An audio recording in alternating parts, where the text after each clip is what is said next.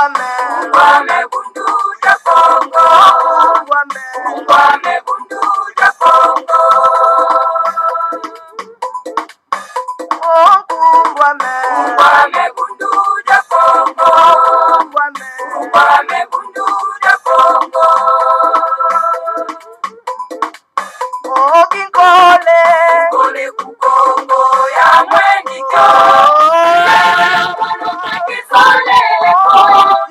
Ina ya tena mane mumbandwe. Munguluza kanda ja Kongo. Munguluza kanda ja Kongo. Vita ku Kongo ya mweniso.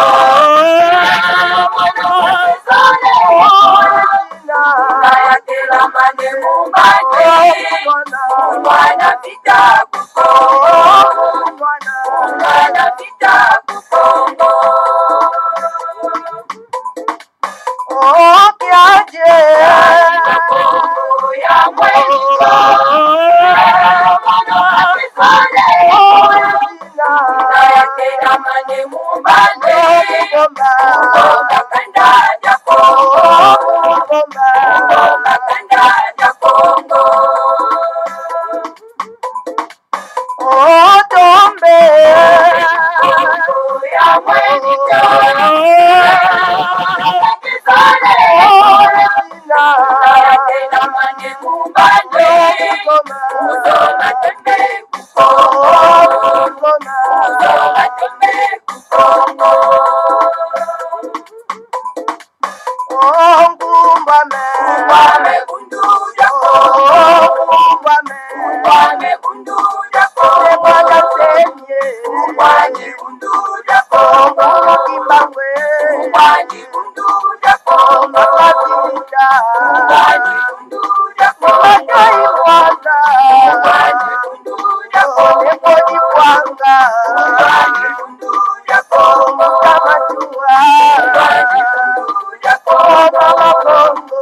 Kungwame bundu ja Kongo. Kungwame bundu ja Kongo. Kungwame bundu ja Kongo.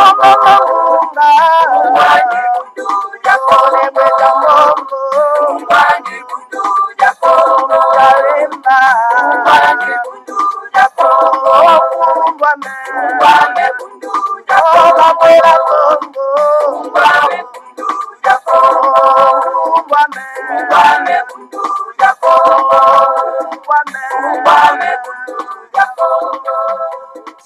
Voilà, Kumbwame Bundu dia Congo, Bama Batata Bandeko Balandia Congo, Bololo, Talabiso wana Bobo Mesano, Toye Lissus en tout cas, na pourquoi na lelo. Alors, Bama Batata Bandeko Balandia Congo, Bololo, lelo, ezali ya solo, pena tout cas, mokolo, moi, yamposo. Mokolo, moi, tukumi bale na mwambi, ya sanza mitano, mobo ya koto mibale, na tukumi bale na mibale, tokomi bongo na ngonga ya zomi na libwa na miniti zomi na mitano. Elingi koloba ngonga ya sambo na miniti zomi na mitano ya sima ya zanga. Bama batata bandeko, bambute bayaya, bayenge kino na bino, bambote pe balosako na bino, ezali wa bino, molobeli, mbuta bopele bobala, elingi koloba malamu koloba. Effectivement, toye tokoka kosolola. Mikoleleke ebele ya solo bena en tout cas, to monanite, to yokanite, pambate, en tout cas, manque à temps, yango nezo sala ke tokoka komona na te, tokoka kosolola te. Kasi, tozi mwangonga lelo po tosolola. To meka ko talisa bino, maye oto memeli bino solo bena en tout cas, na mokolo mwa lelo. Alors, pour l'information, on a Palais Royal, en tout cas, na Palais Royal, tout est calme. Tout est calme. Congo Bololo. Le grand maître de Mwanda Semi, en tout cas, garde son silence. Après son retour, n'est-ce pas, na Matadi, et puis Maponami Malika Kuna Dengeni Boyebi.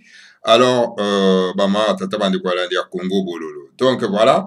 Et la lutte continue, le combat continue jusqu'à la victoire. Congo Bololo.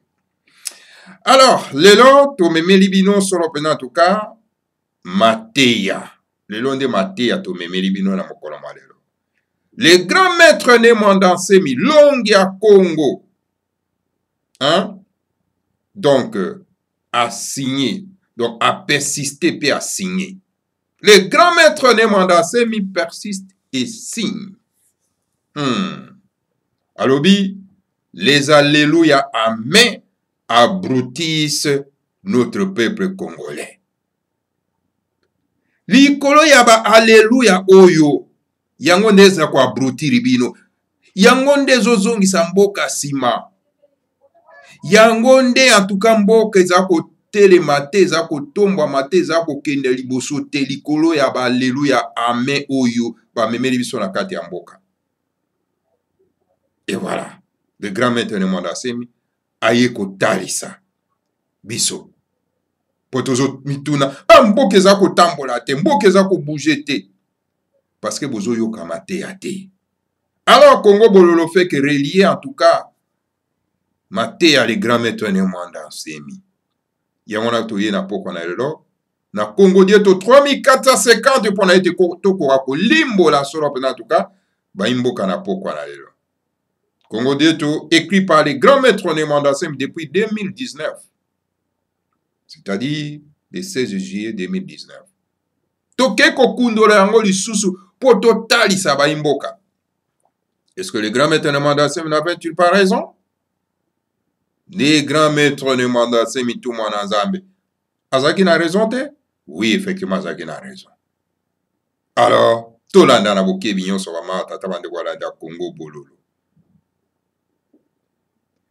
Les grands maîtres de Mandasemi balobi balobi, Dieu s'appelle à Congo, ou le Congo Kalunga, Walungila, Mobabo, Yebiabio.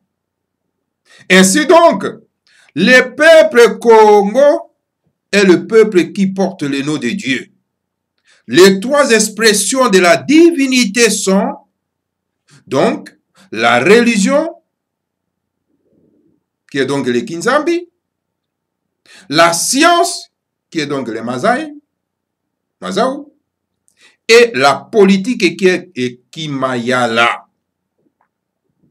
La liberté de pensée et d'opinion veut que l'homme est libre d'adorer son Dieu qui est Mwanda, qui est dans son cœur. Donc, le grand maître de Mandasemi a te ya lobi bo lobi Nzambe kombo na ye a Congo. Nzambe kombo na ye Yahweh te. Yahweh azali tout simplement le génie superviseur du monde d'Israël. Yahweh. Ce n'est pas le Dieu créateur.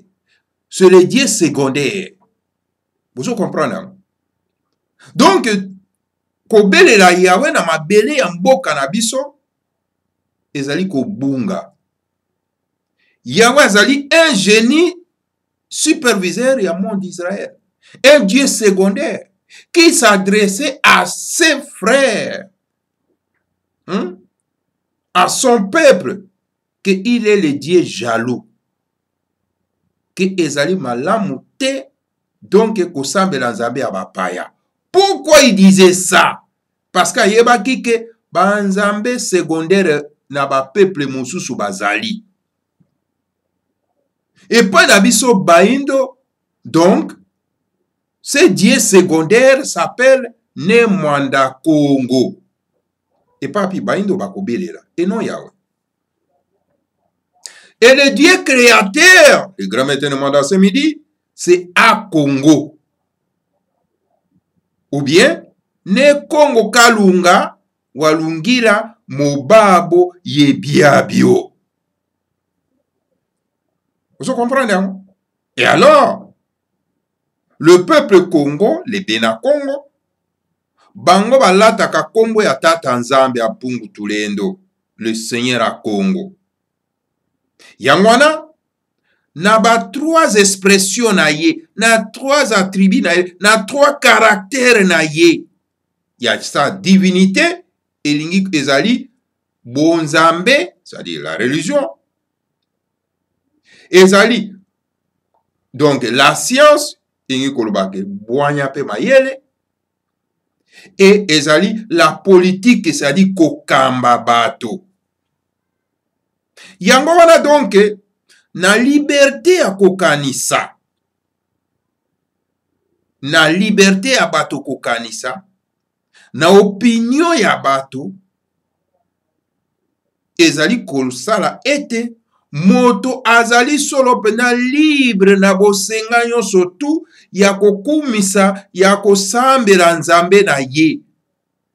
Oyo epai wapi molimo ya nzambe oyo ezali na kati na ye, na kati ya motema na ye. Oso comprendre yango? Bama tata bandeko balandi ya Congo Bolo. Le grand maître ne mandase mapusa na lobi, l'homme, ou bien la femme, est libre de suivre n'importe quelle vraie religion du monde qu'il veut. C'est-à-dire le christianisme, l'islam, le bouddhisme ou le Bukongo négro-africain, qui est la religion écologique, exotérique, je veux dire, Congo, qui est le reste de l'ancienne religion des anciens sémites noirs. Nango moto bien mwasi, azali na ye na liberté na ye, na bosenga na ye, yako ozwa ko sambela, solo pena en tout cas, religion ya solo solo, ou ezali na kati ya mokili oyo. Religion ya solo solo, oyo ya lokuta te. Religion ya lokuta te, bonzambe ya lokuta te, bonzambe ya solo solo. Par exemple le christianisme, par exemple l'islam, par exemple le bouddhisme, ou bien le Bukongo négro-africain. Le Bukongo ezali pona biso baindo. Vous comprenez? Moi si to mobali, azana bosenga ya kosambela bonzambe oyo ya ye. Sikoyo awa na kati awa, le Bukongo ezali bonzambe ya biso baindo. Vous comprenez? Oyo ezali religion ya biso ya kala oyo pa wapi ba ancien sémite noir babandaki solo pena tuka kosambela. Et quand maintenant mandase mapusa lobi, pour les colonialistes occidentaux, pour le colonialisme occidental, la seule vraie religion est le christianisme. Mais tandis que l'islam, le bouddhisme et le Bukongo négro-africain sont seulement des satanismes. C'est un grand mensonge. L'Uvunu, Waya. Et c'est de la provocation chrétienne. Car il y a une vérité divine au ciel. Mais quand cette vérité unique descend sur la terre, et alors, elle vient s'adapter à la culture du peuple qui reçoit cette vérité unique. La vérité unique du ciel devient le judaïsme, le christianisme, l'islam, le bouddhisme ou le Bukongo négro-africain. Est-ce que vous avez l'andango? Alors donc, les colonialistes occidentaux, Mindele, bango balobi ete religion ya solo solo, bonzambe ya solo solo, ezali kaka christianisme. Alors que na yango religion lokola islam ou bouddhisme ou bien Bukongo négro-africain, yango ezali bonzambe te, ezali de bo satan. Mais ezali lokuta monene. L'Uvunu Waya ezali makamba lokuta. On ezali provocation moko monene ya ba chrétien. Pambate vérité ezali obele moko, bosembo ezali obele moko ya bonzambe na likolo. Bosembo ya bonzambe na likolo ezali obele moko. Mais kasi bosembo wana o ezali moko ya bonzambe na likolo, soki ekiti na mabele. Omoni bosembo wana soki ekiti na mabele, yango eyaka kolata bokoko culture ya peuple wana oyo azwi bosembo wana. Pamba te bosembo wana ya likolo ya tata nzambe apungu tulendo soki eye kolata peuple songolo pakala okomona ekomi judaïsme, ekomi christianisme, ekomi l'islam, ekomi bouddhisme, ekomi le bukongo négro-africain, c'est-à-dire oyabiso. Mais pour aliéner tous les peuples colonisés et l'obliger à se convertir à la religion du colonisateur, le christianisme colonial a relégué toutes les autres religions du monde au rang du satanisme. C'est de la provocation intolérable à l'époque de la réconciliation des races, de l'ère du verso, qui est le tando qui a kinatimaza. Eba mata tabandu kalanda Kongo bolo. Kasina yango, pona ko aliéner bandeko na biso ko comme ça bango ba zoba. Ko comme ça bango ba bololé. Hein? Ko comme ça bango ba peuple colonisé. Basali nini? Ba obligé donc ba se convertir na kati na religion ya ba paya, ya ba colonisateur. C'est-à-dire le christianisme colonial. Et le christianisme colonial a le relégué à boaki ba religion mosusu ya mokili na nzela ya bo satana. Mais on ezali provocation plus simple ba matata bandi walanda Kongo bolo.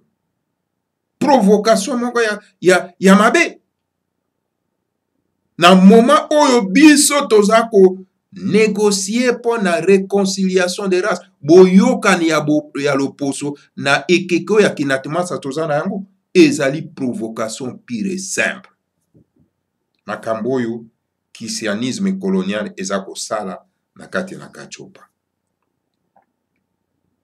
Mais il y a des Africains aliénés par la religion coloniale de l'Occident qui continuent d'enseigner ces grands mensonges en Afrique, où le néocolonialisme occidental travaille aujourd'hui avec les forces multipliées par 10 à travers des soi-disant églises de réveil qui ne sont que l'escroquerie économique ou prime d'abord les mabonza. Voilà des escrocs qui exploitent le peuple au nom de Dieu et de Jésus-Christ qui s'appelle Yesu. Kasina yango bama batata bande kwalandi ya Kongo bololo. Le grand maître de monde assemblé, signe et persiste et signe. Alors ba africain aliéné, bazali ebele na ba groupe ya WhatsApp. Bazali ebele. Ba africain aliéné. Okokuta bato lokola ba mbuta kobo. Okokuta lokola bato lokola faux journaliste. Hein? Na kombo ya bapaya de Christ. Okokuta bato lokola français. Hein? Le français Philippe Kimbwila. Okokuta bango bazali ebele ke nakoki kotanga nyonso awa te. Bazali ebele. Donc basali ni bato wana nyonso tu. Bango lokola base convertir na cette religion coloniale ya ba Occident. Oepa wapi bazali ko continuer conseiller lokuta wana na kati na Afrique. Et pas wapi ba néocolonialisme occidental bazo sala lelo pona ete bakoka kobungiso be bandeko na biso. Ozomona e mosala baza ko sala lelo et comme multiplié par 10 bama batata bandeko balandi ya Congo bolo. Et par wapi ba église ya sommeil au bango babenga église de réveil. Et si ka wapi bama batata bandeko balandi ya Congo bolo bazali tout simplement que ba escroc baza ko escroquer notre peuple na likambo etali mabonza. Pour na bango c'est mabonza qui prime, mabonza. Et notre peuple est pauvre. Mais bango baza ko sisi ko benda kaka mabonza. Bama tata bandeko. Baza ko exploiter bandeko na biso, escroquerie wana. Ils exploitent notre peuple au nom de Dieu. Parce que exploiter le peuple na biso au nom de Dieu. Hein? Et bandeko na biso tellement qu'ils sont ignorants. Exploitation baza ko exploiter bango baza ko yebate parce qu'ils sont des ignorants dangereux. Baza ko exploiter bandeko na biso moi bambongo baza ko zwa au nom de Dieu, au nom de Jésus, au nom de Jésus. O epa bango baza ko benga ye ya Yesu. Ba mususu kuna babengi bango Yesu. Ba matata bandeko na Congo. Mais le peuple tellement aveugle, il se réveille pas.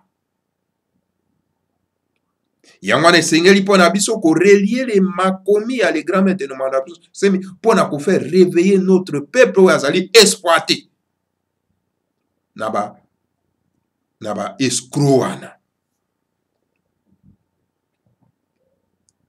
Et cela fait plus de 30 années depuis que ces escrocs économiques abrutissent notre peuple en disant Yesu azali na nzela azali koya, Yesu makolo ezali na nzela, et c'est Yesu makolo ezali na nzela n'est toujours pas arrivé sur la terre.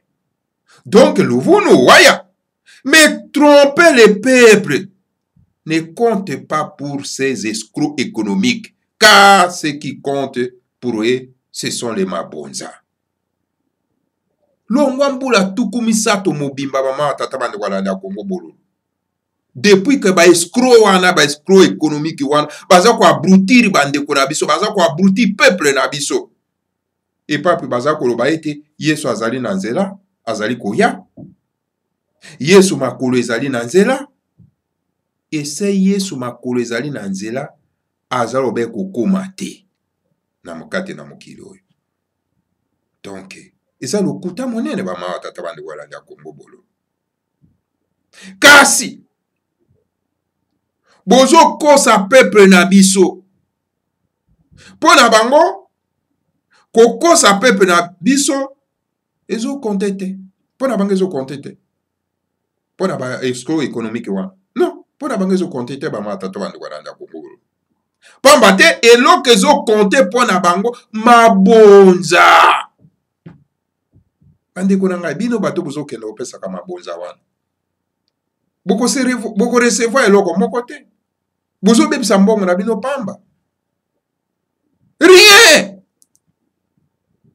Bazo kosa bino, bazo latisa bino pongi ya ba bébé. Bozo ko enrichir bango, ils s'enrichissent. Ba komi lokola ba peste moko boy. Po ba s'enrichir sima na bino na mokongo na bino. Likolo ya mabonza. Mabonza. Et le grand maître de Mandasé Milongi à Congo signe, persiste et signe. Le bruit tue, makelele bomaka. Alléluia, alléluia, la. Makelele tue, makelele bomaka. Je suis un physicien de formation universitaire. Ainsi, je sais de quoi je parle et je pèse bien mes mots. Je le répète 3 fois que le bruit tue. Le Seigneur Abino Koye va être makelele bomaka. Makelele bomaka. Nga nazali donc un physicien de formation à l'université. Na yango wana na yebi makambo naza koloba. Nazo peser bien makambo nga naza koloba. Na répété yango 3 fois que makelele ebomaka.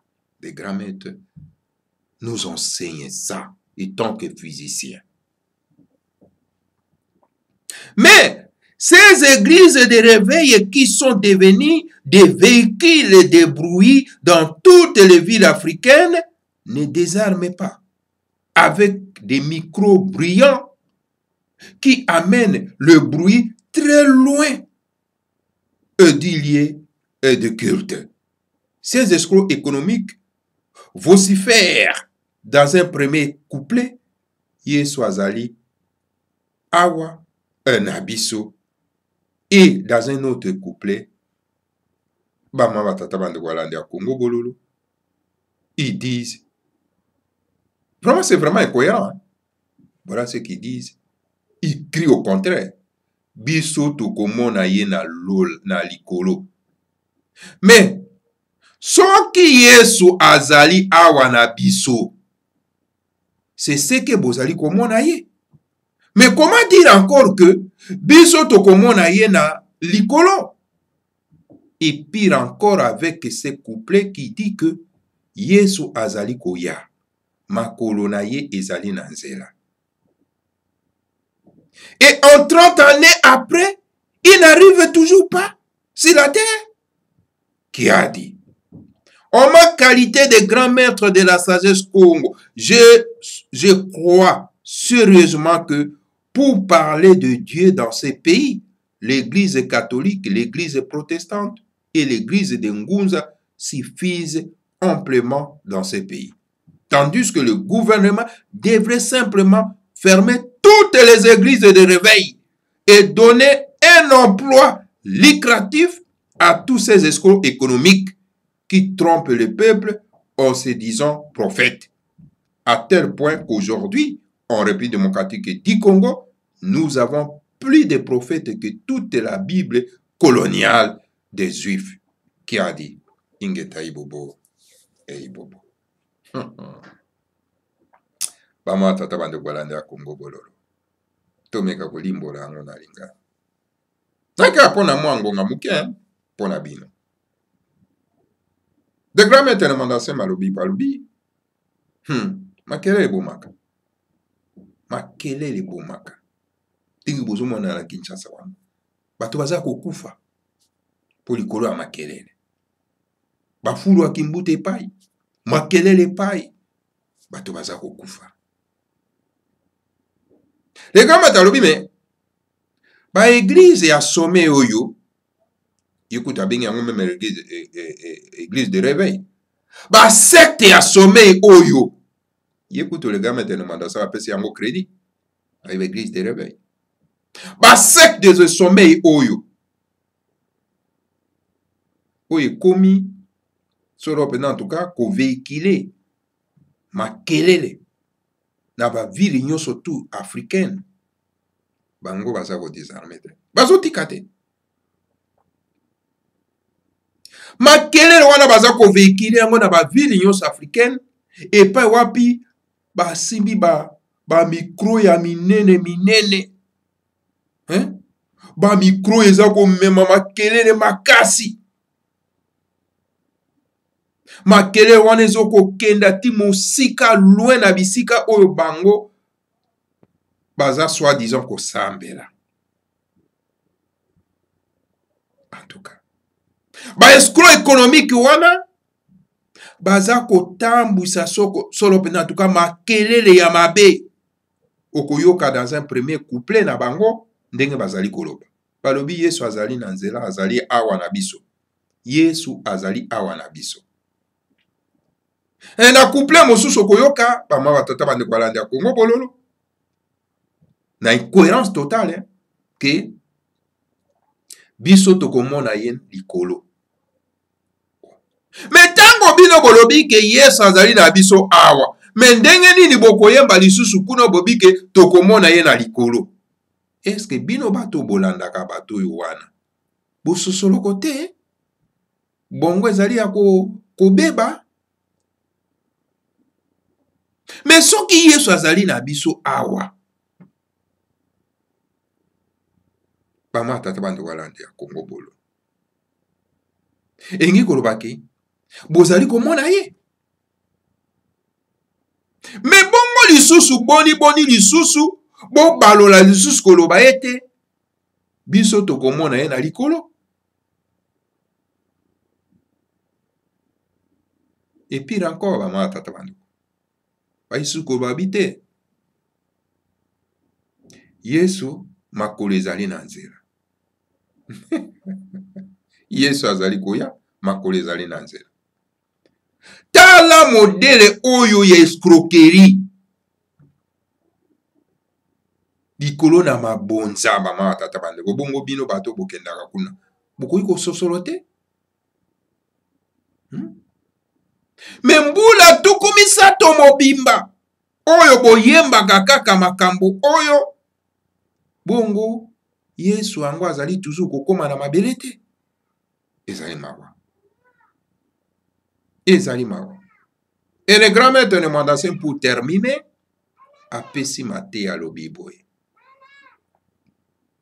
abinga nakanisi sérieusement ke mpona kolobela makambo ya bonzambe na kati na mboka na biso ya République démocratisée du Congo donc ba église ekoki kotikala ezali kaka église catholique église protestante église ya bangunza ekoki mpona kolobela makambo ya nzambe na kati ya mboka oyo mais tandis que gouvernement malheureusement nous n'avons pas le gouvernement dans ce pays le président même de la République et lui-même est dans les binzambi. Comment il va prendre une mesure de fermer tous ces escrocs? Hein? Le gouvernement devrait simplement fermer kokanga ba mangomba oyo ya lokuta ba escroc oyo ba secte oyo kokanga yango pe kozwa bato wana kopesa bango misala basala misala. Koma yo moto mobimbo botami olingi kosala te oza na bulletin de salaire te mosala no donc bato mosusu basi ya bato baya koleisaka yo ovimbisaka mabumu na kati na ndako na yo eza lisumu baleisaka yo. Il faut gouvernement akanga biloko wana azwa bato wana apesa bango ba misala apesa ba escroc économique wana misala parce que baza ko tromper ko kosa ba imboka en disant que baza ba prophète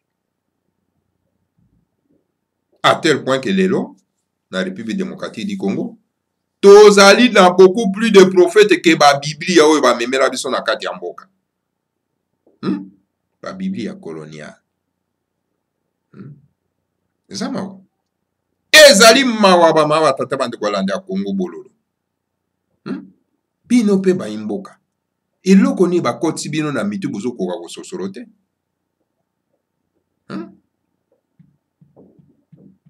Bonzambe oyo ba kolomba memeli biso. Est-ce que bino okaniske bango bazana bolingo na biso po ba memeli biso bonzambe wana? Non. Et puis bonzambe yango ekotaki na kati ya mabele na biso par la liberté, par bolingo, par la violence, par les fouets. Ba nyonso banaki ko s'opposer na yango bango tout balikaki na liwa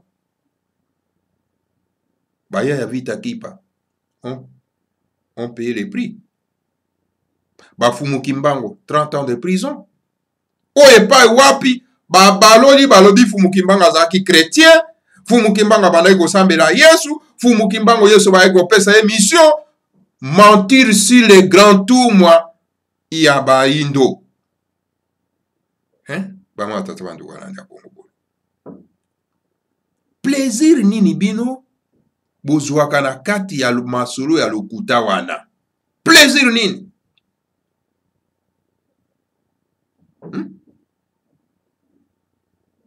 Alors donc, il faut qu'il y ait un gouvernement responsable pour nous remettre l'ordre na kati ya mboka na batata bandeko balandi ya Congo bololo.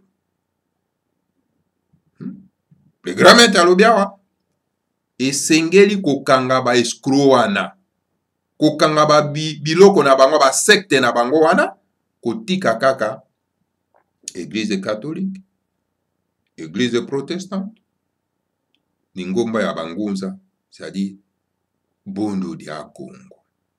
Tout le reste il faut fermer parce que baza ba escroc économique. Eli ngomba ya bangunza Bondo dia Congo ezali pona biso ba négro africain. Soki catholique ekotikala ezali pona ba mindelo bazali kuna na kati ya mboka na biso basambelaka nzambe na bango yawe na bango.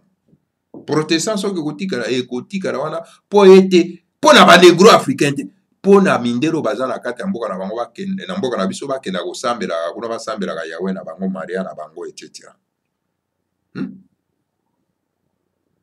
Ezali pona yo le faux journaliste te oyo na kombo ya de Christ. Ezali pona yo de faux journaliste te.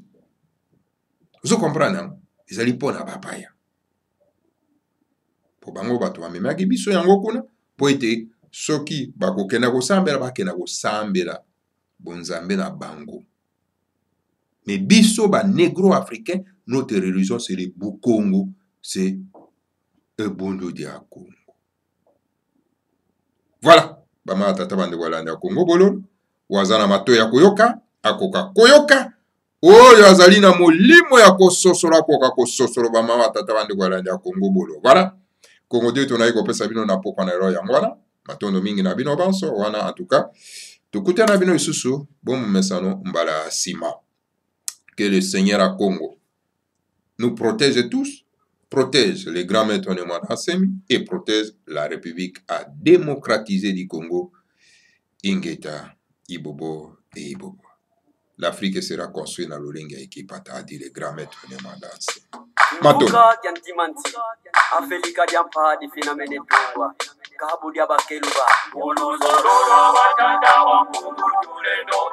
Makanda mava musama kutuka yotama Osawe nina ninga masina makikulu Kongo ya kutuka Kongo Uruzolora batata bakungu tulendo Makanda mava musama kutuka yotama Osawe nina ninga masina makikulu Kongo ya kutuka Kongo Afrika ya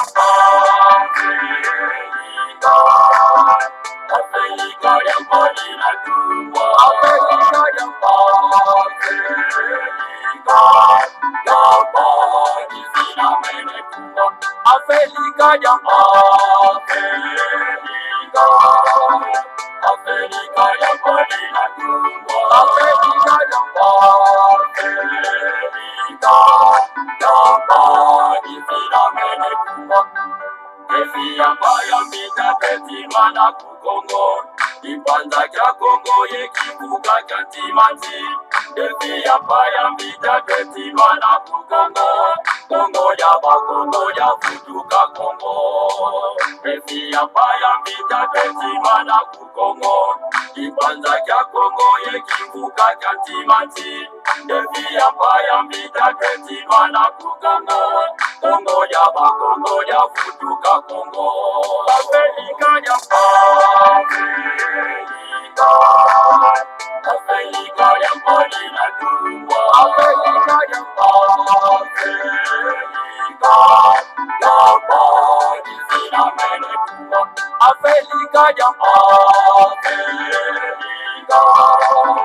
Afrika ya mbali na tumwa Afrika ya mbali zina mene tumwa Zakuza kuna tantu zazo zina katula Uluzolora batata makungu tulendo Sikumi azone za kwanza zina tungwa Yefuka na mukifuka katimati Zakuza kuna tantu zazo zina katula Uluzolora batata makungu tulendo siku mina zole za kwanza zinatungwa, kivuka na ukivuka kantimanti. Afrika ya Afrika ya mbali inatungwa, Afrika ya mbali zinamenekwa, Afrika ya Afrika ya mbali inatungwa, Afrika ya mbali zinamenekwa.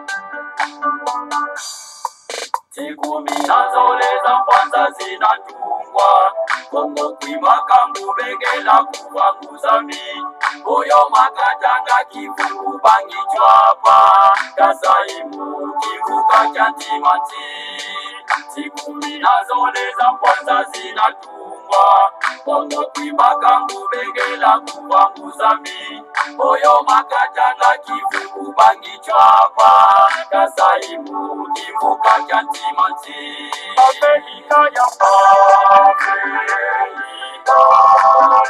Afrika ya mbali inatungwa, Afrika ya mbali zinamenekwa, Afrika ya Afrika ya mbali inatungwa, Afrika ya